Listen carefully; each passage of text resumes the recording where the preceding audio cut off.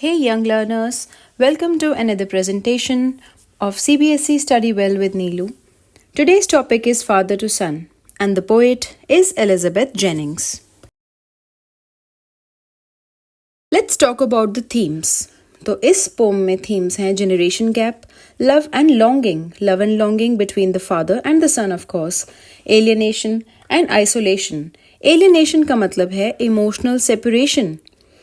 आगे आता है पेरेंट चाइल्ड रिलेशनशिप जो कि फादर और सन की रिलेशनशिप को डिस्कवर करता है और एक्सप्लेन करता है कि कैसे ओवर टाइम वो रिलेशनशिप बदल रही है. आगे जाते हैं regret and reflection which means to introspect on missed opportunities for connection. That means somewhere down the line the father is regretting the loss of that real love-filled relationship with his son. और last में आप देखेंगे हैं inner conflict. इसका मतलब है कि father खुद अपनी इमोशंस के साथ जूझ रहे हैं और ऐसे ही सन भी. आगे बढ़ते हैं. Now let's move on to the next part of the presentation which is the stanza 1. पहले हम एक मॉडल रीडिंग करते हैं. I do not understand this child, though we have lived together now in the same house for years. I know nothing of him.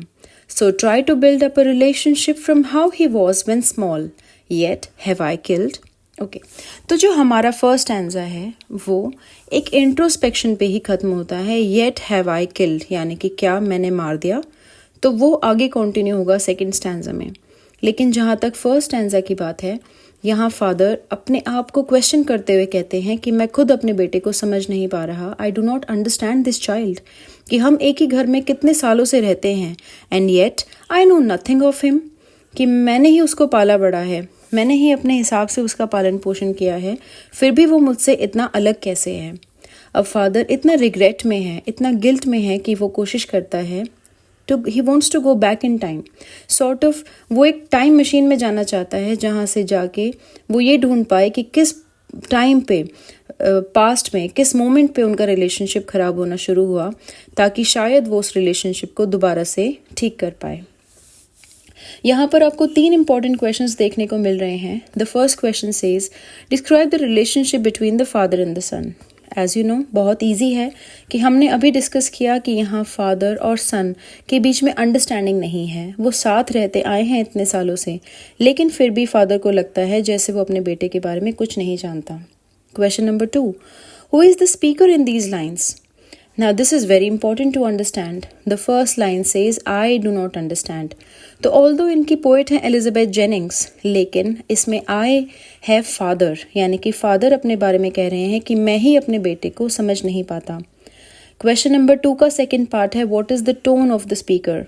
अब जैसे कि हमने discuss किया थोड़ी देर पहले कि टोन कैसी है जब फादर खुद को क्वेश्चन कर रहा है, इंट्रोस्पेक्ट कर रहा है, परेशान है, सोच रहा है कि कहाँ से रिलेशनशिप खराब हुआ, तो ऑफ कोर्स उनका टोन है सैड और थॉटफुल. साथ ही वो इंट्रोस्पेक्टिव भी हैं यानी कि खुद अपनी ही लाइफ के बारे में सोचते हुए जानना चाहते हैं कि कहाँ और कब से उनका रिलेशनशिप खराब होना शुरू हुआ. क्वेश्चन नंबर 3 कहता है explain the lines. So try to build up a relationship from how he was when small. यहाँ पर फादर वही जो मैंने आपसे थोड़ी देर पहले बात की कि वो टाइम मशीन में सॉर्ट ऑफ एक ऐसी जगह जाना चाहते हैं जहाँ से वो ये जान पाए कि पास्ट में जाके किस पॉइंट पे किस जगह से उनका रिलेशनशिप ख़राब होना शुरू हुआ ताकि वो उसको चेंज कर पाएँ, उसमें कुछ बदलाव ला पाएँ ताकि आज उनका रिलेशनशिप दोबारा से ठीक हो पाए. Now moving on to stanza 2. पहले हम रीडिंग करेंगे. The seed I spent or sown it, where the land is his and none of mine. We speak like strangers, there's no sign of understanding in the air. This child is built to my design, yet what he loves I cannot share. यहाँ पर बहुत important है समझना कि seed का मतलब actually है उसका बेटा. तो जैसे ही पोएट आपसे नरेटर आपसे कहता है द सीड आई स्पेंट, तो आई मतलब है फादर और सीड मतलब है वो अपने बेटे की बात कर रहा है और कहता है कि ये बीज मैंने बोया था यानी कि इस पौधे को मैंने अपनी तरह से पालने की कोशिश करी थी, अपनी तरह से ही इसे उगाया था, ऐसा सोच के ऐसा प्लान किया था कि ये ऐसा बनेगा. लेकिन अब जब वो बड़ा हो गया है तो वो अपनी ज़मीन ढूंढ रहा है, अपना घर ढूंढ रहा है और कहता है कि जो आपका है वो मेरा नहीं, यानी कि उनके बीच में अब काफ़ी गैप है।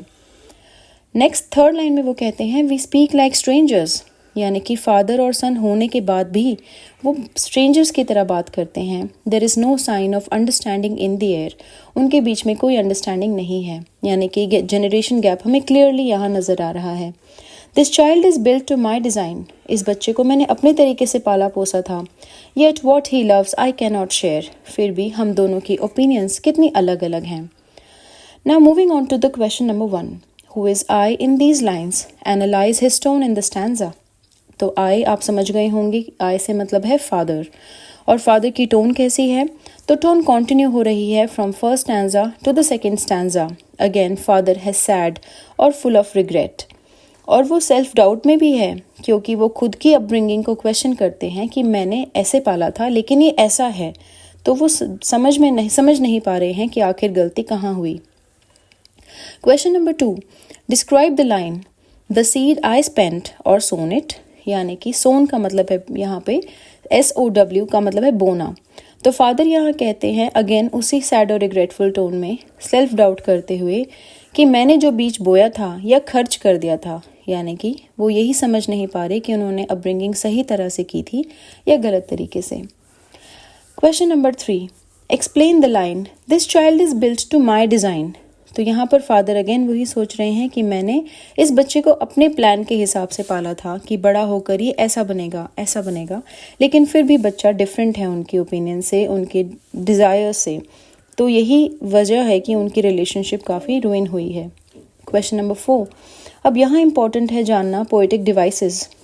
आपको जानते होंगे हमारी पहली वाली स्लाइड में भी हमने पोएटिक डिवाइसेस का जिक्र किया था। तो मेटाफर है यहाँ पे सीड के लिए, यानी कि सीड जो वर्ड है, सीड रेफर करता है सन को, लेकिन यहाँ सन का बिना नाम लिए ही हमें पता है कि सीड का मतलब है सन की बात की जा रही है, तो इसीलिए यहाँ पर मेटाफर है। और सिमिली, जैसा कि आप जानते हैं जहाँ पर भी एज और लाइक वर्ड्स का यूज़ होता है वो सिमिली है। So you can easily identify that there is simile in the phrase we speak like strangers. Stanza 3, model reading से स्टार्ट करेंगे। Silence surrounds us, I would have him prodigal returning to his father's house, the home he knew rather than see him make and move his world. I would forgive him too, shaping from sorrow a new love. अब पहली ही line से आपके सामने एक poetic device आ गई है, silence surrounds अस। Although हम poetic devices बाद में डिस्कस करेंगे, लेकिन जैसा कि मैंने आपसे कहा कि फर्स्ट लाइन में ही पोएटिक डिवाइस है, तो आप इस बात पर ध्यान दें कि ये बहुत इंपॉर्टेंट स्टैंजा है, इसमें से बहुत क्वेश्चंस आते हैं। तो हम दोनों के बीच साइलेंस है क्योंकि दोनों में ही कोई अंडरस्टैंडिंग नहीं है, दोनों में ही कुछ बातचीत नहीं होती। लेकिन यहाँ पर फादर एक बहुत इम्पॉर्टेंट चीज़ का, एक कहानी का जिक्र करते हैं, I would have him prodigal. Now this refers to the story of prodigal son from Bible. Actually Bible में एक स्टोरी है जहाँ पर एक फादर अपने बच्चे पर सब कुछ लुटा देते हैं, लेकिन बड़ा होने पर वो बच्चा गैम्बलिंग करता है और अपना सब कुछ हार जाता है और अपने ही फादर को घर से निकाल देता है। लेकिन फादर बहुत हार्ड वर्किंग हैं, मेहनती हैं, दोबारा अपना घर खड़ा करते हैं, लेकिन वो हमेशा जानते हैं कि उनके बेटे ने उनके साथ गलत किया। लेकिन कुछ सालों बाद जब उनका बेटा, वही बेटा वापस उनके घर आता है, उनसे माफ़ी मांगता है कि फादर मुझसे गलती हुई, प्लीज़ हैव मी बैक, तो बीइंग अ फादर वो इतने इमोशनल हो जाते हैं कि वो उसे दोबारा अपने घर में रहने की जगह दे देते हैं। Now here also the father who is I in these lines, जो फादर को इन्होंने आई कहा है यहाँ पे, वो यही कहते हैं कि मैं भी प्रोडिगल सन वाली स्टोरी की तरह ही इस बेटे को भी अपने घर वापस ले लूँगा, बस एक बार ये माफ़ी मांगने तो आए। यानी कि here father is expecting the child to apologise for his wrong doings and for his behaviour, क्योंकि फादर नहीं चाहते कि वो उनको छोड़कर जाए, क्योंकि यही लिखा है 4th लाइन में, rather than see him make and move his world, यानी कि फादर चाहते हैं कि वो उनके साथ उसी घर में रहे। I would forgive him too, तो फादर कहता है वो मुझसे माफ़ी मांगेगा तो मैं माफ़ी दे भी दूंगा। I would forgive him too, shaping from sorrow a new love, और इस तरह अपने दुख भूल कर हम दोबारा से अपने रिलेशनशिप की शुरुआत करेंगे। Now question number 1 is saying describe the father state of mind. Again father का स्टेट ऑफ माइंड वही है, सैड है, डेस्परेट है। यहाँ डेस्परेशन हमें दिखाई दे रही है क्योंकि फादर कहते हैं कि वो माफ़ी मांगने आएगा तो मैं ज़रूर माफ़ करूँगा। और प्रोडिगल सन का जिक्र करते हैं कि जैसे वहाँ फादर ने अपने बेटे को दोबारा गलतियाँ करने के बाद भी माफ़ करके वापस ले लिया, ऐसे मैं भी उसकी गलतियों के बावजूद उसे एक्सेप्ट कर लूँगा। और वो यही एक्सप्रेस करते हैं डिज़ायर कि काश उनका बेटा अब नया घर ना बनाए और उनके साथ वहीं रहना शुरू कर दें। Question number 2, why does the father want to forgive the son? अब फादर उसे क्यों माफ़ करना चाहते हैं? इट्स वेरी सिंपल कि फादर परेशान हैं, सैड हैं, सॉरोफुल हैं कि कैसे उनका रिलेशनशिप ख़राब हुआ है। Being a more mature and experienced person, he knows that it is the best to forgive and move on. और यही वो करना चाहते हैं ताकि उनकी मिसअंडरस्टैंडिंग मिट जाए और उनकी दोबारा रिलेशनशिप शुरू हो जाए और वो प्यार से एक ही घर में रहने लगें। Now coming to poetic devices, यहाँ पर है alliteration in the first sentence itself, silence surrounds us, जहाँ रिपीटिशन हो रही है स साउंड की। और सेकंड हमारा पोएटिक डिवाइस है एल्यूजन, क्योंकि यहाँ पर आपने देखा कि पोएट ने जिक्र किया है बाइबल की एक स्टोरी का, जो मैंने आपसे कहा the story of the prodigal सन। तो ऐसे जब हम किसी पुराने किसी फेमस किसी और वर्क को जिक्र करते हैं जब अपने किसी वर्क में, तो उसे हम एल्यूजन कहते हैं, यानी कि किसी और कहानी या कविता का रेफरेंस देना। तो यहाँ पर आपको एल्यूजन देखने को मिल रहा है। Moving on to the last stanza, stanza number 4, father and son we both must live.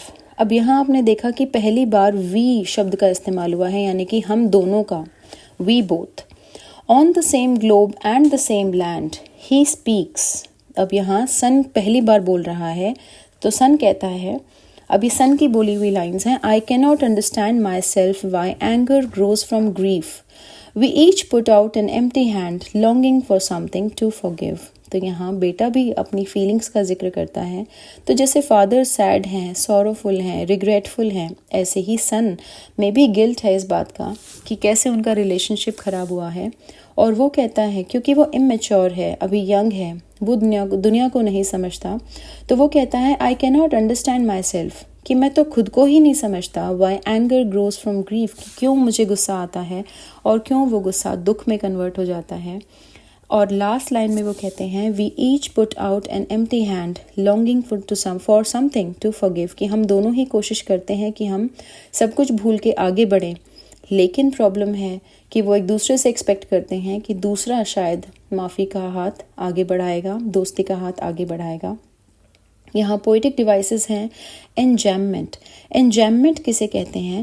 जब एक ही सेंटेंस कई लाइंस पे आ जाता है, जैसे कि father and son we both must live on the same globe and the same land. तो आपने देखा एक ही सेंटेंस बहुत लंबा खिंचा चला जा रहा है, तो इसे कहते हैं एनजैममेंट। Number 2, consonance.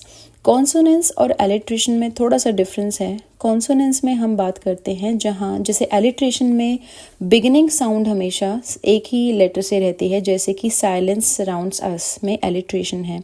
लेकिन एंगर ग्रोज फ्रॉम ग्रीफ, इसमें ग साउंड रिपीट हुआ है, लेकिन डिफरेंट इंटरवल्स पे।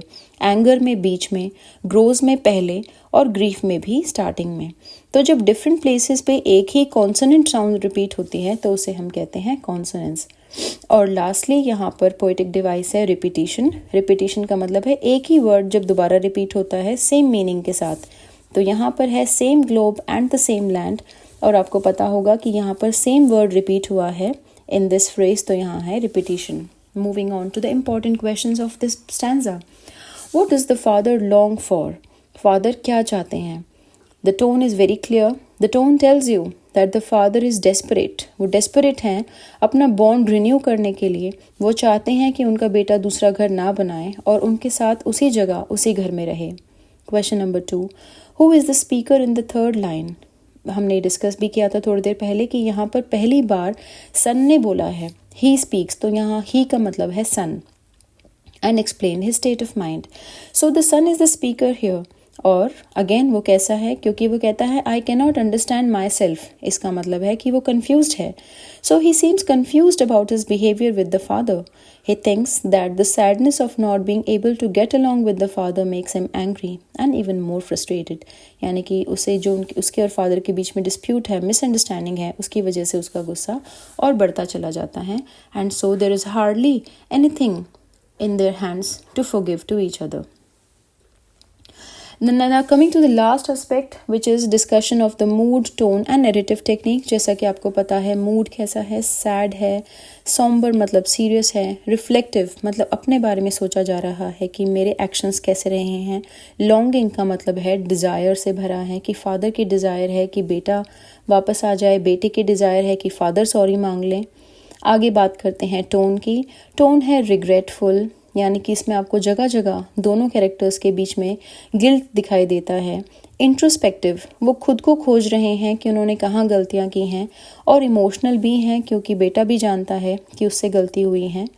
Now the last thing is narrative technique. तो आपने देखा है कि यहाँ फर्स्ट पर्सन पर्सपेक्टिव है, क्योंकि मोस्टली हमने देखा कि पोम में आई शब्द का इस्तेमाल हुआ है.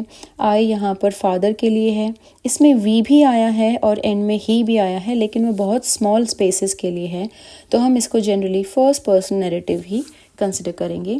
Thank you so much. I hope this lesson was very useful to you and I will meet you soon with yet another presentation. Thank you.